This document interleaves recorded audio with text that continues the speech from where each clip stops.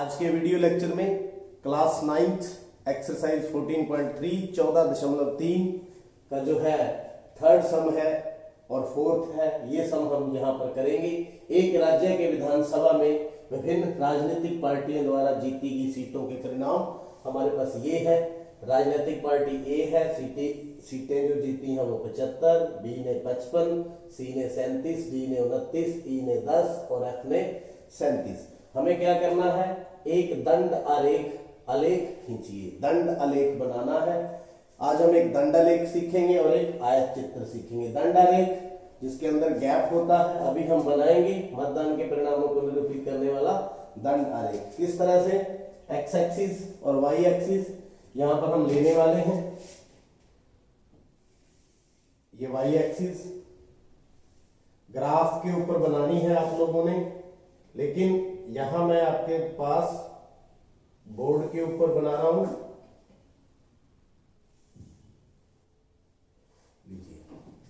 यहां देखिए राजनीतिक पार्टी है और जीती गई सीटें, तो मैं वाई एक्सिस की तरफ जीती गई सीटें, तो कितनी है, ज्यादा से ज्यादा 75। कितनी है, तो 75 तक मैं यहां निशान लगाने वाला हूं। तो देखिए 10-10 के निशान मैं एक जैसे यहां पर दे देता हूं।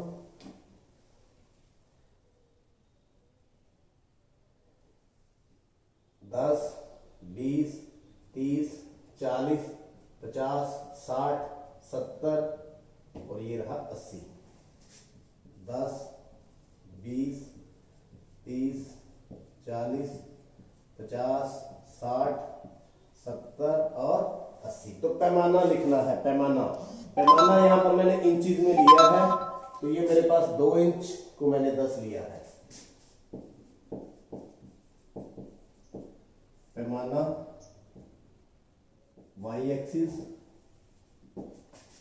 2 इंच बराबर में 2 सीटें, 10 सीटें।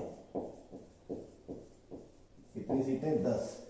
तो ये पैमाना मैंने यहां पर लेकर के, अब यहां पर क्या है, ए बी सी डी दंड आरेख बनाने हैं खड़े हुए। तो ए के लिए 75 तक जाना पड़ेगा हमें। 75 कहां होगा, यहां पर।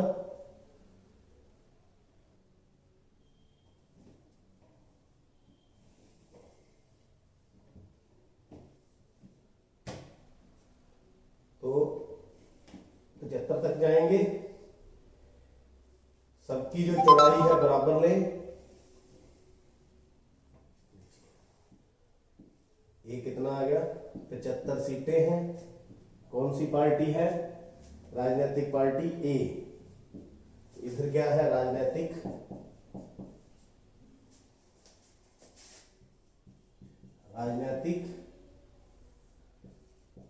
पार्टियां ए है। तो बी के लिए 55, यहां आएगा 55।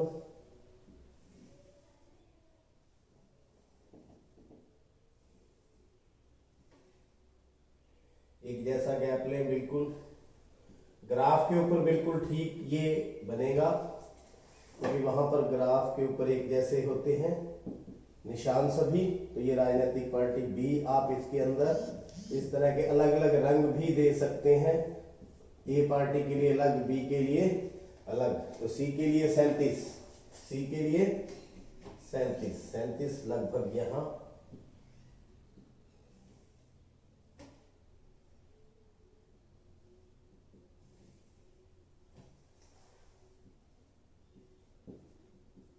आप अलग अलग डिजाइन दे सकते हैं अलग अलग पार्टी के लिए। ये सी, डी के लिए 29।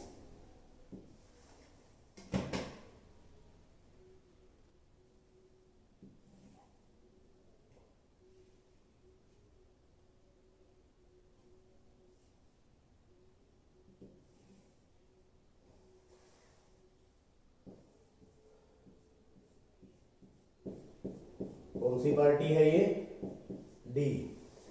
ई के लिए 10,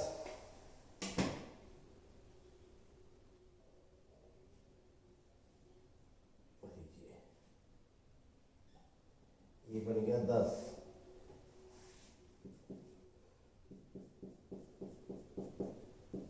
ई एफ के लिए फिर 37 एफ।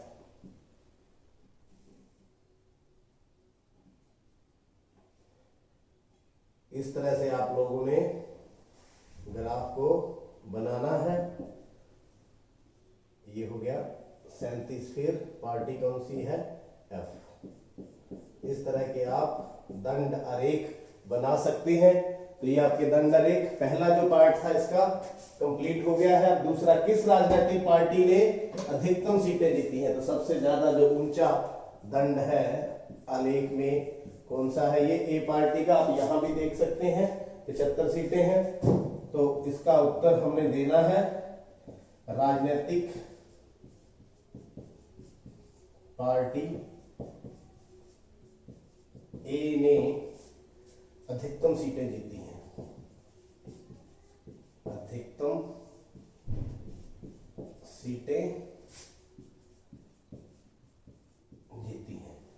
तो उम्मीद है दंड आरेख किस प्रकार से तैयार किया जाता है आपने देख लिया। क्वेश्चन नंबर 4, एक पौधे की 40 पत्तियों की लंबाइयां 1 मिलीमीटर तक शुद्ध मापी गई है और प्राप्त आंकड़े निम्न सारणी में है। मतलब 1 मिलीमीटर तक, यानी कि पॉइंटों में नहीं लिया, मिलीमीटर तक मापा गया है। 118 से 26 3 पत्तियां हैं। इसी तरह 27 से 35 5 है। 172 से 80 कितनी है, 2। तो इस प्रकार के आंकड़े हमारे पास हैं। दिए गए आंकड़ों को निरूपित करने वाला एक आयत चित्र खींचिए। हमें आयत चित्र बनाना है। पिछले समय हमने दंड आरेख बनाया था, अब हम सीखेंगे आयत चित्र। तो आयत चित्र और दंड आरेख में फर्क भी समझेंगे क्या होता है। तो एक बात जो सीखने वाली है, यहां आप ध्यान से ऑब्जर्व करें, 118 है, 126 है, 127 है। तो यहां पर गैप है, यहां पर क्या है, गैप।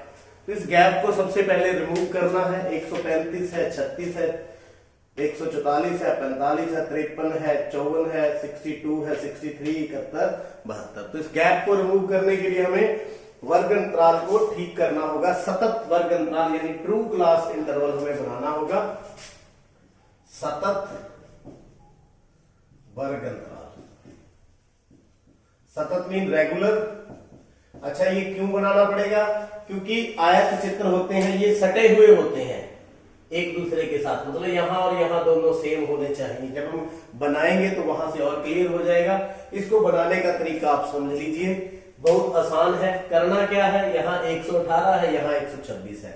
इधर से आधा कम करना है, इधर से आधा बढ़ा देना। आधा मतलब 0.5। तो आधा कम करेंगे 118 में से, तो कितना हो जाएगा, 117.5। आधा कम हो गया 117.5।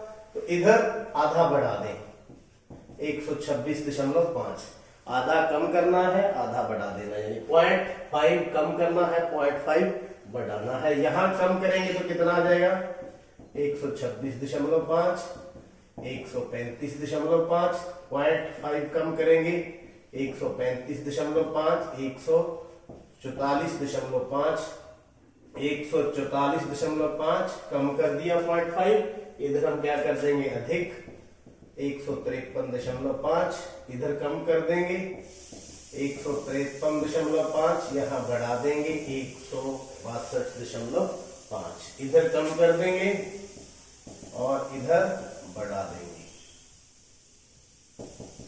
इधर कम कर देंगे 171.5, 180.5। तो ऐसा डाटा आप लोगों को तैयार करना है। मैंने स्टेटमेंट में ये खाना इसलिए खाली छोड़ा था कि मेरे को ये बनाना था। तो ये बन गया।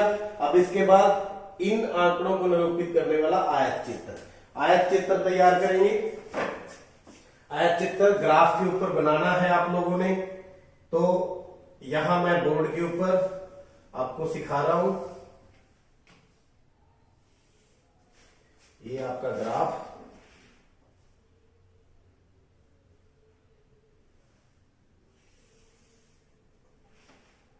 एक जैसे निशान इसके ऊपर लगाएंगे। तो देखिए, एक तरफ लंबाई लेंगे, एक तरफ पत्तियों की संख्या। तो इस तरफ पत्तियों की संख्या, पत्तियों की संख्या। तो पत्तियों की संख्या कितनी है, ज्यादा से ज्यादा 12 निशान देने हैं तो उपयुक्त पैमाना आप ले सकते हैं। तो मैं यहाँ 1 इंच को एक पत्ती लूंगा।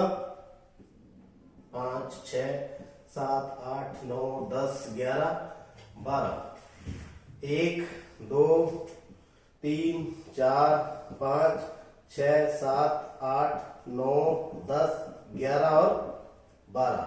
अब चलते हैं इस साइड। इस साइड क्या है, जो है लंबाई मिलीमीटर में, लंबाई मिलीमीटर में। तो देखिए यहां पर ये जो सतत वर्ग अंतराल है इसको हम बनाना शुरू करेंगे। 117 से शुरू करेंगे, 117.5। इसके बाद कितने का गैप है, 17 और 9 26, 9 का गैप है। तो मैं यहां पर एक जैसा गैप मेंटेन करूंगा, 9 का गैप। 1 2 3 4 5 6 7। तो देखते हैं 117 के बाद क्या है, 126.5। फिर कितना है, 135.5। फिर कितना है, 144.5। फिर 153.5। फिर 162.5। फिर 171.5। फिर 180.5। तो देखिए यहां पर एक बात आपको सीखनी है, 0 और इसके बीच में तो ज्यादा गैप है, यहां 9 का गैप है। कितना है, 9 का गैप। इस गैप का कहां चला गया ये गैप, क्योंकि ये जगह उतनी ही है तो है 117। तो क्या करना होगा, मेरा कहने का भाव ये है भी आप ये सोच सकते हैं भी यहां 0 9 18 लिखने की बजाय मैंने 117 से शुरू किया, तो बाकी फिर कहां चलेंगे, बाकी को हम यहां पर एक किंक देंगे। क्या देंगे, किंक। उसको इस तरह से शो करते हैं, किंक। ये क्या शो करता है, जो बीच वाले ग्राफ के पेज हैं वो फोल्ड कर दिए गए हैं, मतलब गैप जो है रिमूव कर दिया गया है। ये किंक लगाना बहुत जरूरी है एग्जामिनेशन पॉइंट ऑफ व्यू से, क्योंकि ये जो गैप है एक तरह का इकट्ठा कर दिया, इसको किंक बोलते हैं। क्या बोलते हैं, किंक। अब हम बनाएंगे आयत चित्र। 117 से 126 के बीच में कितना है, 3। तो 3 तक,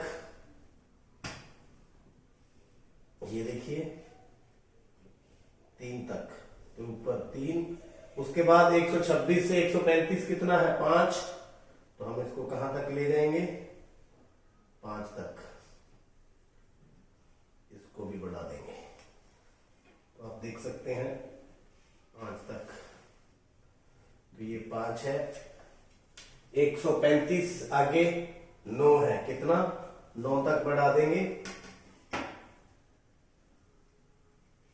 ये लीजिए यहां ऐसे। तो आप ऐसे ग्राफ के ऊपर बनाते जाना है आप लोगों ने। 9, उसके बाद 12 है,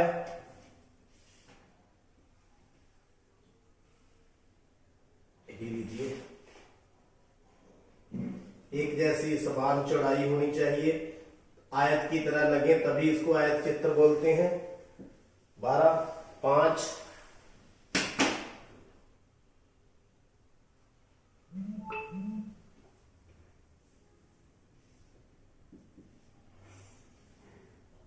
उसके बाद 4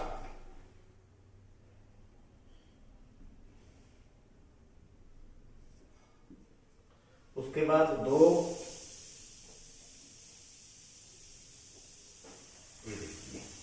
अब आयत चित्र और दंडारेख पे यहां गैप होता है, इसमें गैप नहीं है, तो ये क्या है, आयत चित्र। तो देखिए पैमाना इधर क्या लिया था मैंने, 1 इंच बराबर 1 पत्ती, यानी कि एक्स अक्ष के ऊपर। कहा, वाई अक्ष के ऊपर, वाई अक्ष के ऊपर। एक्स अक्ष के ऊपर यहां मैंने लिया 2 इंच, 2 इंच बराबर 9 मिलीमीटर। कितना, 9 मिलीमीटर का गैप है। तो ऐसे आप अपने हिसाब से ये लिखें ताकि ये पता लगे भी कितने कितने सेंटीमीटर या मीटर में है। ग्राफ के ऊपर यूनिट माना जाता है 1 सेंटीमीटर का, तो आप ग्राफ के ऊपर बनाना है उम्मीद है ये ग्राफ आपने देख लिया है। अब क्या इन्हीं आंकड़ों को निरूपित करने वाला कोई अन्य उपयुक्त आलेख है? हाँ, एक और हम सीखने वाले हैं, उसको बोलते हैं बारंबारता बहुभुज। क्या बोलते हैं? बारंबारता बहुभुज। वो हम बाद में बनाना सीखेंगे। तो एक और तरीका है इसको निरूपित करने का, हाँ में इसका जवाब देंगे हम। हाँ, बारंबारता बहुभुज बना सकते हैं, उपयुक्त आलेख है। अगला क्वेश्चन है, क्या यह सही निष्कर्ष है कि 153 सेंटीमीटर की लंबाई की पत्तियां सबसे अधिक है? ये देखिए, ये 153 है तो 12 ही, लेकिन ये कहना गलत है। गलत क्यों है? क्योंकि ये ग्रुप को संबोधित करता है, वर्ग अंतराल को, ना कि 153 को। तो हम क्या कह सकते हैं? सही नहीं है। निष्कर्ष सही नहीं है, क्योंकि 12 जो है पत्तियों की संख्या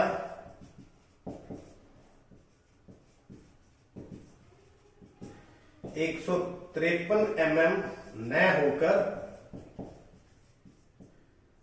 वर्ग अंतराल